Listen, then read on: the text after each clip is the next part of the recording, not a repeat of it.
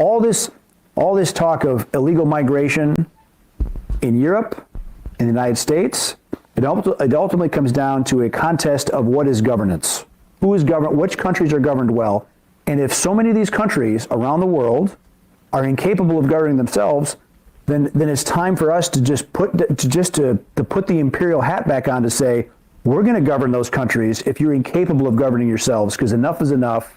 We're done being invaded. Because our own national security risk is at stake. Exactly. National security interests are at stake. You can say that about pretty much all of Africa. They're incapable of governing themselves and benefiting their citizens because the governments there are all about looting and pillaging and lining their pockets and going shopping in Paris instead of actually making their country better. People on the left are going to watch this. They're going to say, wait a minute, Erik Prince is talking about being a colonialist again. Absolutely.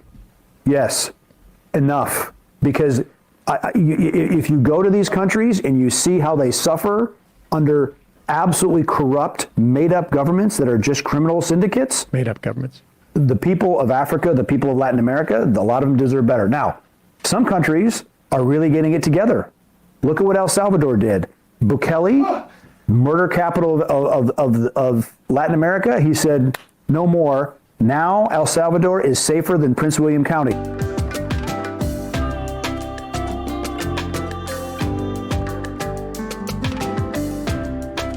Welcome, family, to another edition of Stranger Thinking Media, where we bring you the gospel of Yahushua HaMashiach, Jesus the Christ, to address the problems of the modern world. So, stay tuned. We have an awesome show for you today.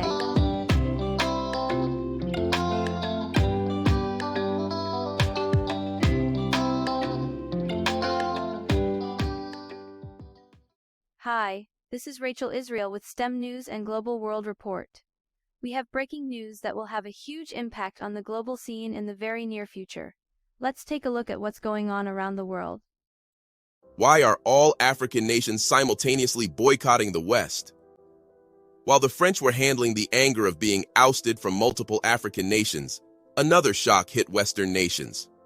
Now, Nigeria has expressed its intention to join BRICS. This implies that Nigeria not only desires to distance itself from the West, but also aims to assist BRICS in creating a new world order where the West does not maintain a monopoly. However, what factors have influenced Nigeria in making these decisions? Let's find out.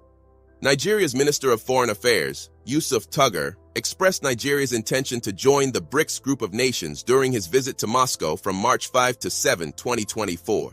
In an interview with Sputnik, he stated that Nigeria plans to apply for BRICS membership once internal arrangements are completed. But what's the reason? Nigeria's expression of intent to join the BRICS group is rooted in a move to reshape its geo-economic position on the global stage. Despite external pressures, including the West's influence and the country's democratic deliberations, Nigeria's Minister of Foreign Affairs, Yusuf Tuggar, remains committed to pursuing BRICS membership. If successful, Nigeria's inclusion in BRICS could challenge the West's long-standing dominance in the global economic structure. This reflects an effort by Nigeria to diversify its alliances and contribute to a transformative balance of power in the international economic landscape. But how did the idea of diversifying alliances come to Nigeria's mind? It all started with a collaboration with different countries, mainly Russia. Nigeria is strategically deepening its ties with Russia, particularly in various sectors, on nuclear energy projects. Minister Tuggar highlighted the ongoing efforts between the Nigerian Atomic Energy Commission and Russia's Rosatom, focusing on direct measures and training initiatives. This collaboration extends beyond energy, with Nigeria seeking to broaden its relationship with Russia in fields such as medicine, agriculture, and the industrial applications of nuclear technology. The collaboration between Russia and Nigeria on nuclear energy projects signals a shared vision for technological advancement and sustainable development. Both nations are committed to diversifying their partnership beyond conventional sectors by actively engaging in joint efforts. The pursuit of nuclear energy cooperation aligns with a common goal of leveraging advanced technologies to address energy needs while ensuring sustainability. This shared vision emphasizes a forward-looking approach, where both Russia and Nigeria aim to harness nuclear energy for technological progress and contribute to sustainable development. This collaboration highlights the significance of aligning strategic partnerships with global technological innovation and environmental sustainability goals. As Nigeria approached Russia, it stepped away from Western's influence. With its increasing allegiance to Russia, Nigeria aligned with China and now with the BRICS. But what advantages does Nigeria stand to gain from joining BRICS? Here's a reminder to please like and share the video and subscribe to our channel to watch more videos on Africa's geopolitics, economy, and changing landscape. Let's continue now. According to legal expert Femi Falana, Nigeria gains strategic advantages from joining BRICS, particularly in promoting international trade using national currencies. Falana argues that BRICS membership can enable Nigeria to influence other African nations, potentially breaking trade barriers and fostering regional economic growth. The key strategic advantage highlighted by Falana is the emphasis on trading in national currencies rather than the US dollar. This aligns with BRICS' mission to reshape the global economic order and reduce dependency on traditional Western-dominated financial systems. By advocating for a shift towards national currencies in international trade, Nigeria could exert greater influence on the economic dynamics within the African continent and beyond. But how does Nigeria address and resist external pressure from the West? Nigeria addresses and resists external pressure from the West through a historical commitment to independence, a careful decision-making process, and strategic diversification of alliances.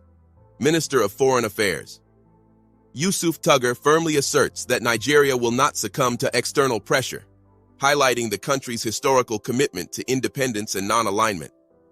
This steadfast stance indicates Nigeria's determination to maintain sovereignty and make decisions that align with its national interests. Nigeria's decision-making process involves extensive engagement with internal bodies and interest groups, reflecting a careful and considered approach to international alliances. By incorporating various perspectives and conducting a thorough evaluation of potential partnerships, Nigeria aims to make informed choices that prioritize its strategic objectives. Furthermore, pursuing alternative economic avenues, such as exploring alternatives to the SWIFT payment system and considering partnerships with nations like Russia, showcases Nigeria's commitment to economic independence. Well, that's the news for tonight. Thank you so much for continually supporting our content. If you did enjoy this video, hit the thumbs up button, subscribe and turn on the notification bell, and share this with your friends and family. I'm sure they would find it interesting as well. We're very excited to continue this journey with you. We thank you all for bringing certain stories to our attention, and for continually keeping us updated with certain events around the world.